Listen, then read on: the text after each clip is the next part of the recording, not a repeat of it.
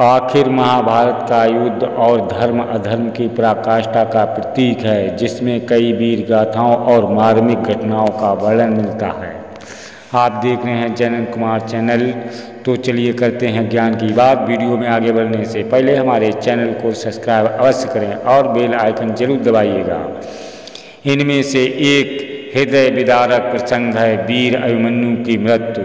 अभिमन्यु अर्जुन और सुभद्रा के पुत्र थे, जिनकी बहादुरी, युद्ध कौशल और साहस को साक्षात देखने का अवसर 13वें दिन कुरुक्षेत्र के मैदान में मिला। उनका अंतिम संघर्ष विशेष रूप से कर्ण द्वारा कहे गए अंतिम शब्द महाभारत की महत्वपूर्ण घटनाओं में से एक है। अभिमन्यु महज 16 वर्ष की आयु में ही अद्वितीय योद्धा बन चुके थे। उनका जन्म अर्जुन और भगवान श्री कृष्ण की बहन सुभद्रा के पुत्र के रूप में हुआ था। बचपन से ही उन्हें अपने पिता अर्जुन और भगवान श्री कृष्ण से युद्ध की विधि कलाओं का ज्ञान प्राप्त हुआ। चक्रव्यूह का ज्ञान उन्हें अपनी माँ के गर्भ में ही अर्जुन से सुनने को मिला, परंतु दुर्भाग्यवश जब अर्जुन चक्रव्यूह से बाहर निकलने की विधि समझ रहे थे तो सुभद्रा को नींद आ गई और वे आगे का ज्ञान नहीं सुन पाए। इस कारण अभिमन्यु को केवल चक्रव्यूह में प्रवेश करने का ही ज्ञान था, बाहर निकलने का नहीं। कुरुक्षेत्र में चक्रव्यूह का गठन और अभिमन्यु का प्रवेश।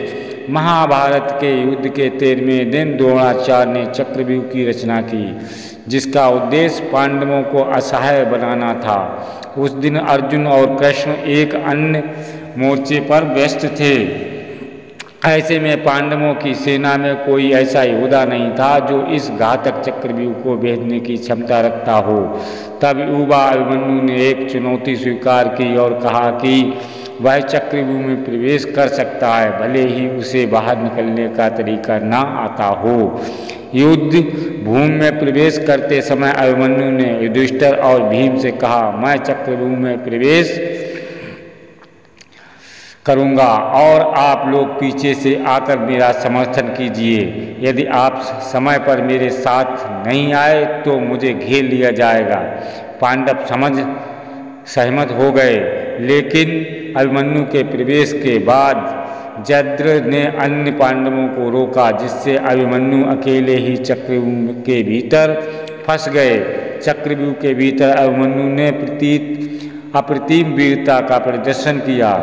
उनके सामने कौरव सेना के महायोद्धा जैसे कर्ण, द्रोणाचार्य, अश्वत्थामा, दुर्योधन और शकुन थे, लेकिन अभिमन्यु ने अपनी क्षमता से एक एक कर कई योद्धाओं को पराजित किया। कर्ण ने, जो युद्ध कला में निपुण थे और जिनके पास एक दिव्य शस्त्र था, भी अभिमन्यु की वीरता और साहस से चकित थे। अभिमन्यु ने कर्ण के सामने आकर कहा, हे कर्ण, तुम्हारे पास दिव्यास्त्र है और तुम महान योद्धा हो, परंतु देखो मेरे पास अब कोई दिव्यास्त्र नहीं बचा है, फिर भी मैं हार मानने वाला नहीं हूँ। कर्ण ने उसकी वीरता देख उसकी प्रशंसा की, परंतु यह भी महसूस किया कि अब अभिमन्यु को पराजित करने का समय आ गया है। जब अभिमन्यु के पास कोई हथियार शेष नहीं बचा, तब कर्ण, द्रोणाचार्य और दुर्योधन और अन्य कौरव योद्धा ने उसे घेर लिया। इस स्थिति में भी अभिमन्यु ने पराजय स्वीकार नहीं की। उसने एक पहिए का टुकड़ा उठाकर उसे हथियार की तरह इस्तेमाल करना शुरू किया और शत्रुओं का मुकाबला किया, परंतु धीरे धीरे वह अधिकाधिक घायल हो गए।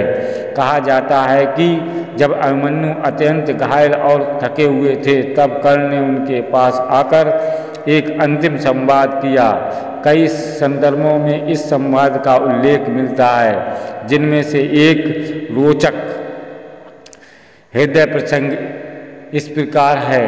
कर्ण ने अभिमन्यु के पास आकर कहा, हे वीर अभिमन्यु, मैं तुम्हारी वीरता का आदर करता हूँ। तुमने अकेले ही इतने बड़े योद्धाओं का सामना किया और हम सबको हैरान कर दिया। तुम सच्चे में अर्जुन के पुत्र हो, लेकिन यह याद रखना, युद्ध केवल बल और साहस से नहीं जीता जाता है, इसके लिए अनुभव और पूरी तैयारी भी आवश्यक होती है। तुमने चक्रव्यूह में प्रवेश करने की विधि सीखी, परंतु बाहर निकलने का ज्ञान नहीं। यही तुम्हारी सबसे बड़ी भूल थी। कर्ण ने अभिमन्यु को यह भी कहा, तुम्हारी मृत्यु भी। तो दोस्तों, ये ज्ञान भरी कहानी आपको कैसी लगी? वीडियो अगर अच्छी लगी है तो लाइक करें, मेरे चैनल को सब्सक्राइब करें, ज़्यादा से ज़्यादा शेयर करें।